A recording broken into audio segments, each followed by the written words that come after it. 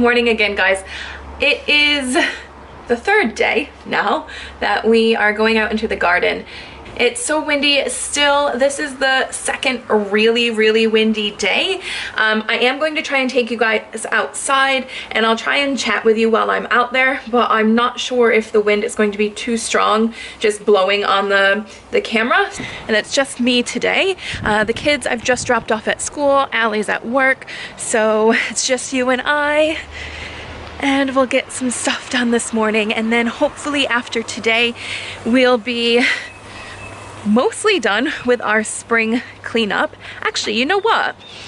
While we're doing this, I should show you everything that we have done so far because it is looking so great. So this here, I believe all those orange plants are Calivia, and they have these beautiful orange flowers. We have just taken out some of the large succulents we had in the front and a palm tree, and we've just put these in. So they're just beautiful flowers. And what we're planning on doing, I know you can probably see some of this black mulch here.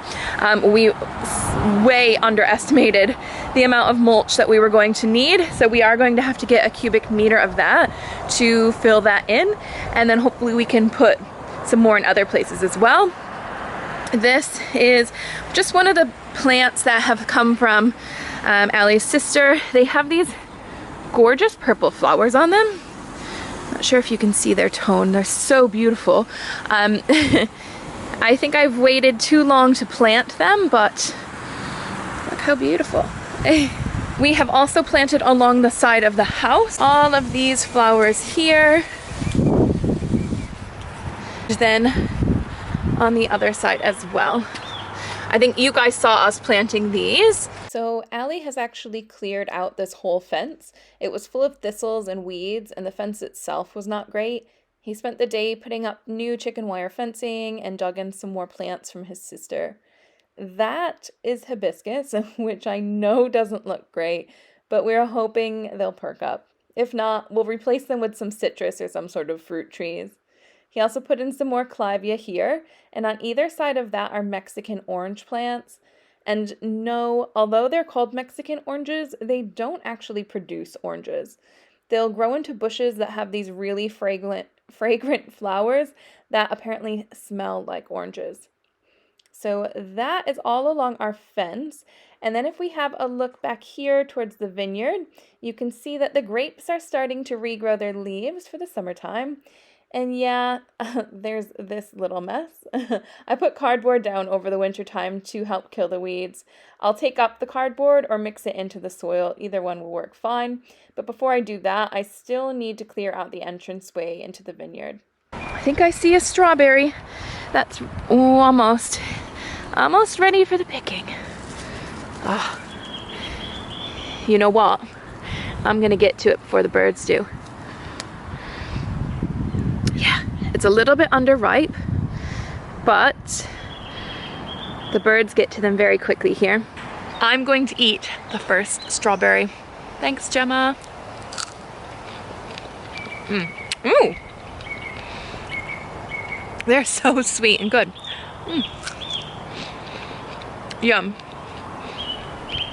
So there are about 100 strawberry plants here.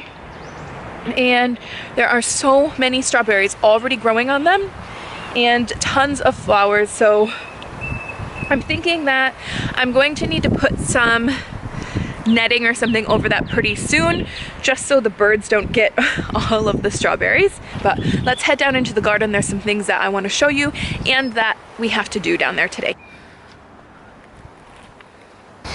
So there's the potatoes that we grew together. They are, I think about half of them are sprouting. Not sure what's happened to the other half, but pretty soon I'm going to have to build up or mound them up so that they keep growing along their stems. More potatoes. This little volunteer tomato here, we're gonna have to move him down into the tomato bed today. I need to be really careful because I've planted a bean, although that bean doesn't look very healthy. And I've planted the tomato pretty close to that and the garlic. I've planted out these tomatoes So I have a few different types of tomatoes here.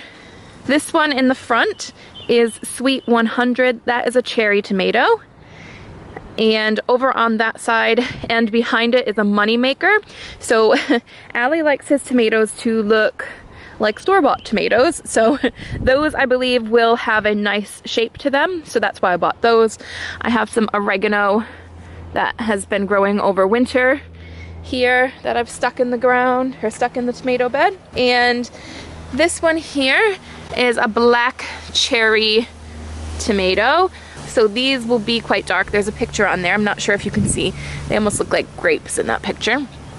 So they'll have the dark tint to them, which I'm really excited about. The rest of these, I'm thinking I'll be able to fit 4 tomatillo plants in here, and the rest, which I'm thinking will be about 7 Roma tomatoes, which will be awesome. I want to have so many tomatoes this year. I'm really excited about it. Okay, so the plan now is to take this volunteer tomato out. He's done quite well. He has lasted all winter long. It looks like though, oh, you might have a little bit of disease. Do I want to put you in with the rest of them? You've lived a hard life, haven't you, buddy? Yeah, I'll put you in. I think you'll be okay. Once it starts to warm up, you'll do much better. But anyway, so we want to get this guy out of here and get him into the tomato bed. I don't know how big his roots are.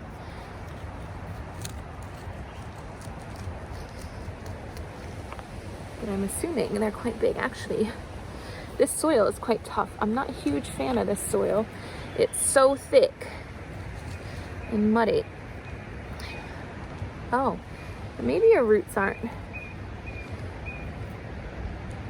very big either. Oh, they are. Try and get some of these roots to go with you. We'll plant you deep in the soil so that you can grow more roots up your stem. Because I know yeah, your roots aren't very large. His root set isn't very big so far, but what I'll do is I'll plant him in the soil probably up to about here. So then all of these will grow more roots along the stem here. I could probably even get 2 tomatoes out of this. Okay, so I just have you guys leaning against some dirt. Hopefully it doesn't clog up my phone. But what I'm going to do is this volunteer tomato that we had, I am going to split him and break it into 2. And then I should be able to plant both of these and they'll grow roots coming out of their stems. So the little fine hairs that you see on the stems of a tomato, they will grow into roots if they're underground. And I am going to plant these guys a bit too closer than they should be planted to one another.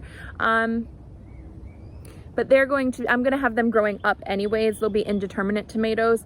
So they'll continue to grow up along a single stem, and they won't get too bushy. I'll be able to cut back on their leaves. So we'll do one here. And I'm gonna dig this one way down in because I'm gonna put him into about there, I think.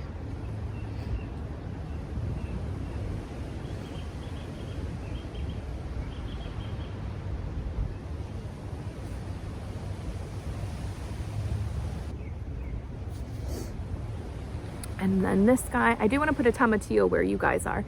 Let's see. And then I'll put this guy here. Well, you'll be far enough away from the other guy. And, oh, I don't have to dig him down as deep, but I am going to take off these. I'm trimming off these bottom leaves, and I'm going to plant him down about that much so he can grow his roots.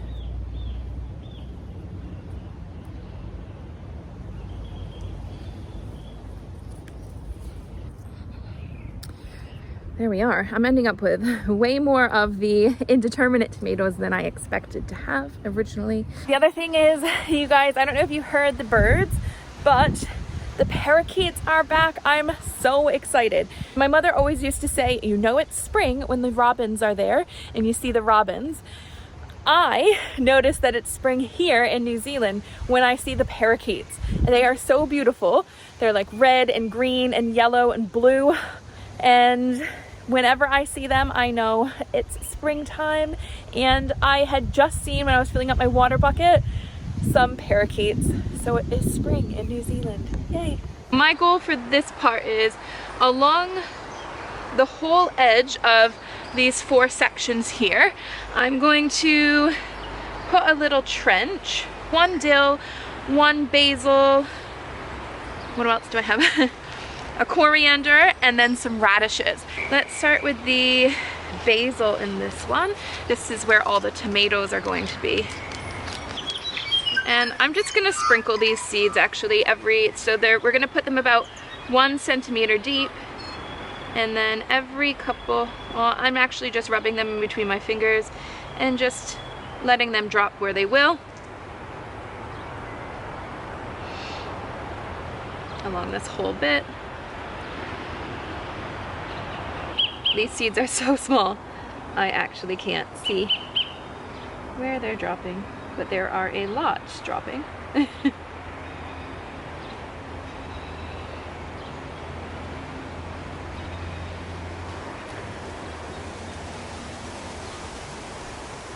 And then if these do end up needing more space, I will space them out, or just pull them and use them for dinner. There. And now that that's done, we'll just lightly cover these up. And then once I get all 4 of the different seedlings in, I'm just gonna water them all in. But for right now, I'm just covering them. And we'll move on to the next section. All right, this is more where our tomatillos are going to be going. So we'll put our coriander here. I have heaps of seeds I was able to save. So we're gonna use these. Oh, there's some that are falling on the ground, so we'll probably have some volunteers outside the bed.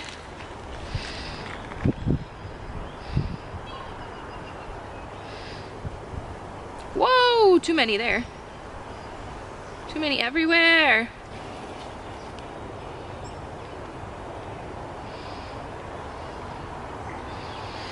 I am putting tons of seeds in here. I don't really know.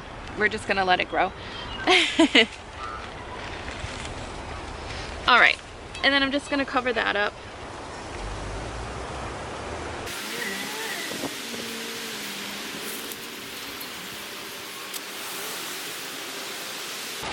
So there's our coriander. Now we'll do some radishes and dill along the back. Okay, so my other camera died, but I am now planting some carrots and beets along a different garden bed. Carrot seeds are extremely tiny, and I'm just trying to get them a couple centimeters apart, but that's usually impossible to do. So if they end up growing too close together, I usually thin them out anyways, and you can eat those. So even if they're little tiny ones, you can definitely eat those smaller. The kids love taking the mini carrots in their lunches. And typically I've been planting rainbow carrots, but these are a little bit different. I'm not really sure what they are. This is just a bit of a carrot seeds that came in the mail, and it doesn't really say much about what type of carrots they are. So it's a bit of a guessing game. And I'm just doing this down the whole line here. So just down the whole line of the garden bed. There is an easier way to plant carrots. A lot of people, I think, mix the seeds with sand, and it helps kind of spread your seeds out a bit more. I don't have sand, so I'm just doing this. It doesn't really make too much of a difference. There's no need to be doing too much of a fuss. And now I'm just coming back through and I'm just covering them up, just pinching the soil on top of them.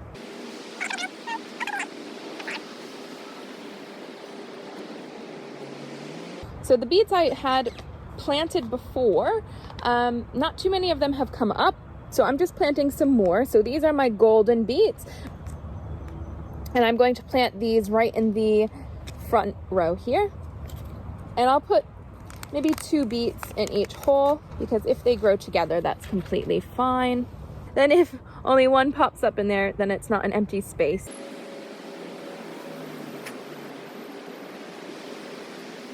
I prefer the golden beets over the red beets. They have a bit more of a milder taste.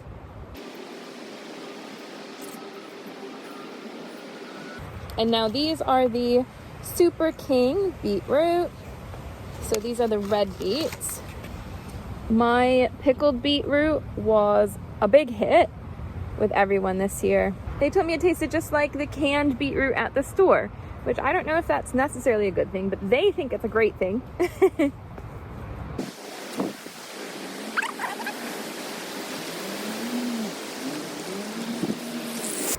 Now, the only thing I'm worried about is that we do have little critters that like to go around the edges of my garden bed and dig out for the little roly-polies. So I'm hoping that they don't come in and dig up these carrots, because then we won't have any. But yeah, that's the only thing I'm worried about. We'll see. We'll see what grows. One thing I wanted to show you guys, I bought 3 globe artichokes this spring that I've planted in the ground, and I've just had a look at them, and there are plenty of ants that are crawling on the leaves and all around. So that to me is a sign that there are aphids close. So I'm just taking, in my little spray bottle, there is neem oil mixed with some water, and I'm just going to spray this all over my leaves of the globe artichoke to try and get rid of those aphids so they don't kill my plant. Loads of ants. So that is a sign of aphids. I'm spraying right down in there. I'm spraying all over the tops of the leaves, but I'm also going to spray the underside of the leaves as well. See, I don't see the aphids, but they're often so tiny that they're hard to see. So I'm gonna spray under these leaves. I'm gonna take the time to get really down into the cracks really well, because that's where the aphids hide, and I need to get rid of them. But let's have a look. Here our friendly little bee is at the lavender. Oh, he's gone around the other side. Hey, buddy.